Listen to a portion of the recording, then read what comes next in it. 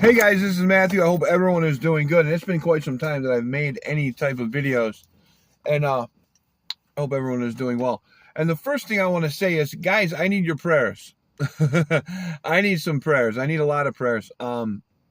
If you could tell through the last couple of videos that I made, I told you I was under some serious spiritual attacks, heavy duty warfare. And last night was another huge attack. And what I'm going to say may sound peculiar, may sound bizarre, but it's the God's honest truth. Before I went to bed, I was halfway asleep, and I started going through heavy-duty sleep paralysis. And I woke up, and I could see something that they call the Baphomet. And in a demonic symbol, I could see the Baphomet, and I was being attacked. And I went back under sleep paralysis, and I heard someone say to me, "See you later." And I was able to jump up out of bed, and I'm stumbling around my living room. I'm stumbling around my living room, and I had to pray and pray really, really, really hard. And I went through a huge deliverance. And there's been a pattern of what's been going on lately. I've been getting attacked in my sleep. And I have to wake up and I have to pray really, really hard.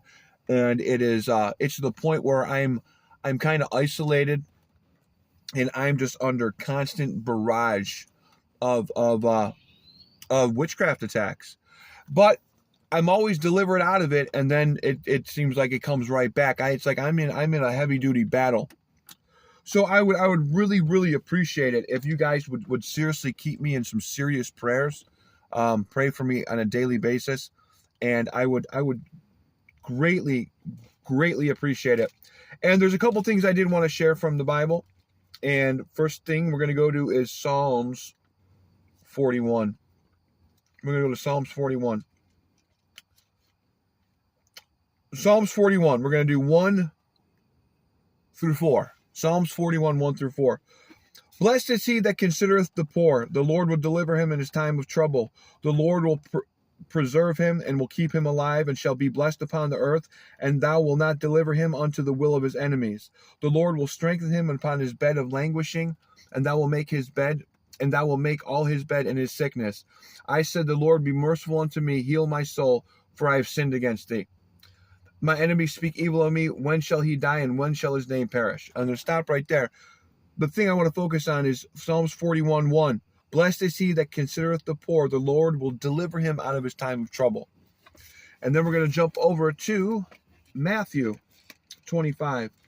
And this is just a friendly reminder of, James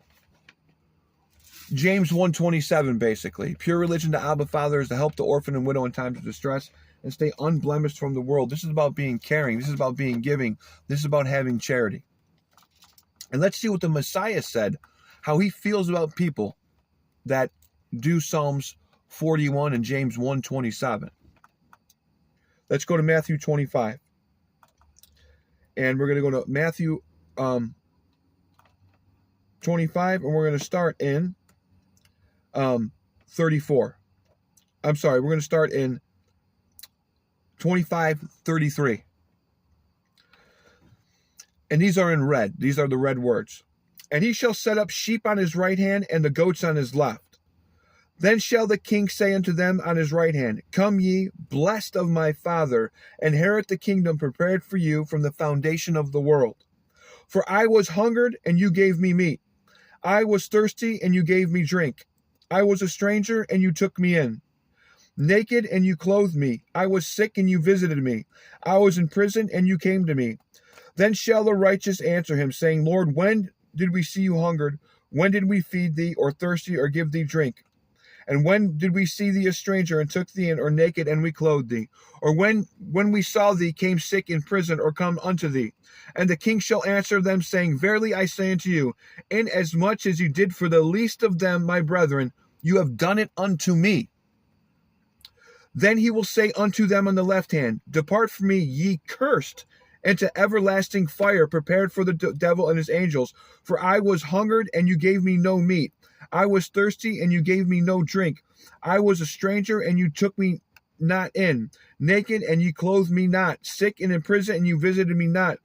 Then shall they also answer him, saying, Lord, when did we see you hungered, or athirst, or a stranger, or naked, or sick, or in prison, and did not minister unto thee? Then shall he answer them, Verily I say unto you, inasmuch as you did it not to the least of these, you did not do it to me. And he shall go away into everlasting punishment, but the righteous into eternal life. So I find that very, very peculiar. Not peculiar, I just find that very important. That he separates the sheep and the goats. And the sheep that are blessed have something in common.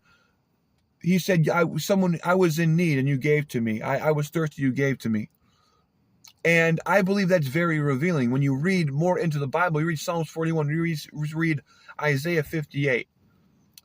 And you see or James 1:27, you see the characteristics of God, what he wants of us. Well, it's love God with all your heart and love your neighbor as yourself. Very kind and compassionate people, I believe he is looking for. And what we do to the least of the people in society, we are doing to him. So we should always keep that front and center in our mind. And, we are not supposed to shout out our alms, but I've been in a lot of situations lately where I have been fortunate enough, and I say fortunate enough, to help people in need. And like I said in the beginning of the video, I've been under heavy-duty warfare, some very scary things going on. But it seems that the Most High always pulls me out. And Psalms 41, blessed is he that considereth the poor, the Most High will save him. His enemies will not overtake him.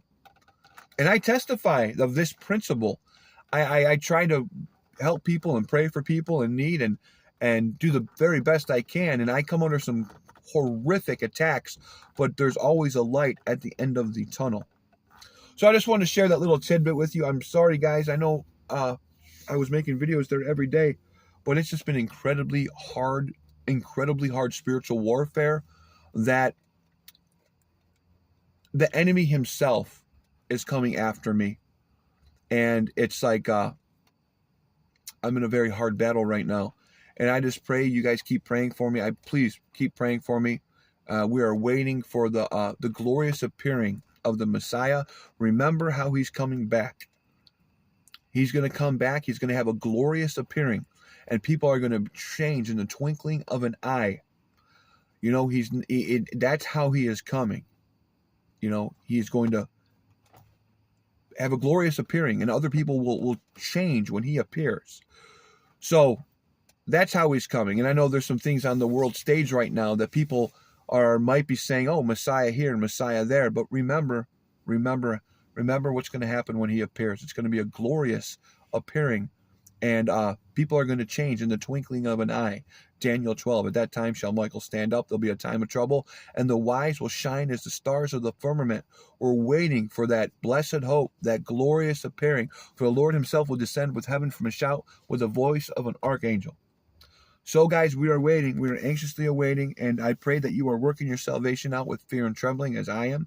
And we remember the parable of the wise and foolish virgins. 10 virgins are waiting for the bridegroom. 5 are wise and 5 are foolish. The wise have cleaned off their garments. They've made themselves ready, and they have oil in their lamp. And they have been working their salvation out with fear and trembling. And another little tidbit I want to share. Do you know in the book of Joshua took the 12 stones, which are indicative of the 12 tribes of Israel, and he set them out when they were crossing the river. And then, immediately after that, all the men were circumcised.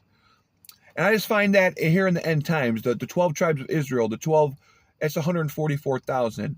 And I feel that there's a group of people that are being circumcised right now. They're learning what it means to love God with all your heart and love your neighbor as yourself. If you love me, keep my commandments. And we are to, get up and sin no more and do the very best we can. And to learn, if you love him, keep his commandments. What does that mean? What does it mean to love God with all your heart? what does it mean to love your neighbor as yourself. I just saw that today in the book of Joshua, or last night rather, and I thought that was pretty cool. Just like in the book, I believe it is Haggai, he says, I will stir up the spirit of Zerubbabel and Joshua and the remnant.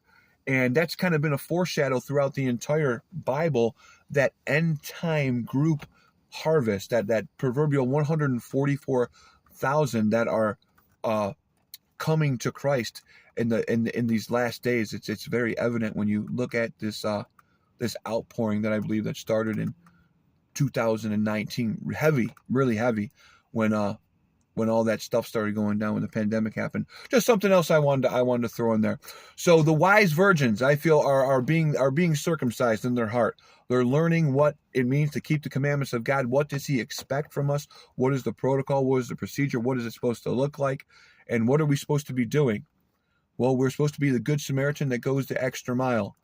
We're supposed to help the orphan widow in times of distress. We are supposed to love him and keep his commandments. Bless those that curse you. Do good to those that spitefully use you. And understand that sin has serious ramifications. And God will destroy those who destroy their temple. But he is faithful and just to cleanse us of all unrighteousness. And we might fall down 7 times, but we get back up 8. And we try our very best. And once we confess our sin and forsake it, as far as the east is from the west, because he said it is finished. Tetelestai. He paid the price. And everyone will know him, from the least to the greatest of him. And we just have to work our salvation out with fear and trembling. He will not despise a broken and contrite spirit. And those who tremble at his word and humble themselves. Remember that deliverance is the children's bread. And many of us, including myself, we need inner healing. You might have had some things happen in your life, and it can create these soul wounds, this trauma that leads to behavior that is contrary to the commandments of God.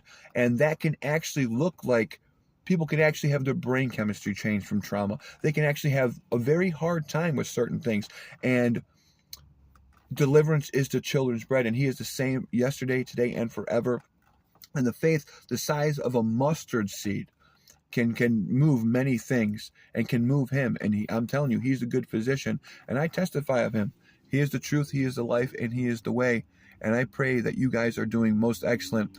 And like I said, I hope you guys can keep me in your prayers, and I hope that something I said registers with someone, and I hope it helps you in any way, shape, or form. And that's it, guys. Be blessed.